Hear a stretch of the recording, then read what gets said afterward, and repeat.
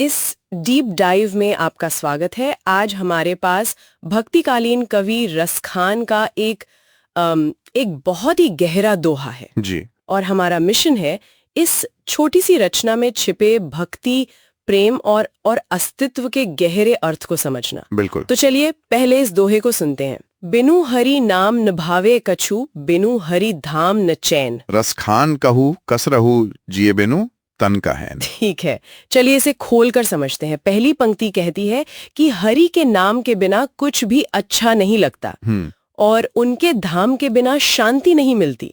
ये एक बेचैनी और सूनेपन की स्थिति को दिखाता है। हाँ, और यहाँ आकर्षक बात यह है कि ये सिर्फ एक उदासी नहीं है। अच्छा, ये हर चीज के मतलब बेमतलब हो जाने का एहसास है। कभी यहाँ नाम यानी ईश्वर का स्मरण और धाम मतलब ईश्वर की उपस्थिति, बिल्कुल, इन दोनों को सीधे मन की शांति यानी चैन से जोड़ रहे हैं। हाँ। और ये भक्ति काव्य का एक बहुत ही केंद्रीय भाव है। और यहाँ बात और भी दिलचस्प हो जाती है। दूसरी पंक्ति में एक बहुत शक्तिशाली तुलना की गई है। जी। रसखान कहो कस रहूं, जिए बिनु तन काहे। मतलब रसखान पूछ रहे हैं कि मैं कैसे जीवित रहूं। हाँ, और ये एक सवाल है जिसमें जवाब छुपा है। बिना प्राण के शरीर का क्या मोल है।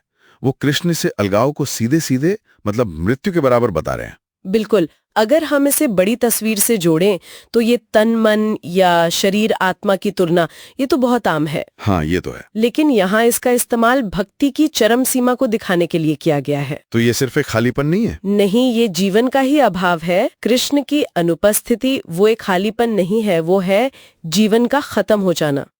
ये आध्यात्मिक जुड़ाव को एक तरह से अस्तित्व की जरूरत बना देता है। तो इन सब का क्या मतलब है? इसका सार क्या निकलता है? इसका सार यही है कि रसखान का ये दोहा बड़ी खूबसूरती से ये दिखाता है कि एक भक्त के लिए ईश्वर कोई बाहरी शक्ति नहीं है, बिल्कुल नहीं, बल्कि उनके अस्तित्व का केंद्र है, उतने ही जरूरी जितने शरीर के लिए प्राण।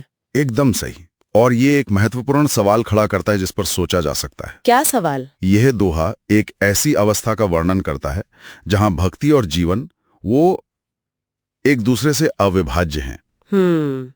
एक हो गए हैं। हाँ, एक हो गए हैं। तो आज के आधुनिक जीवन में किसी व्यक्ति के लिए ऐसा क्या है जो इतनी केंद्रीय, इतनी जीवन परिभाषित करने वाली भूमिका निभाता हो?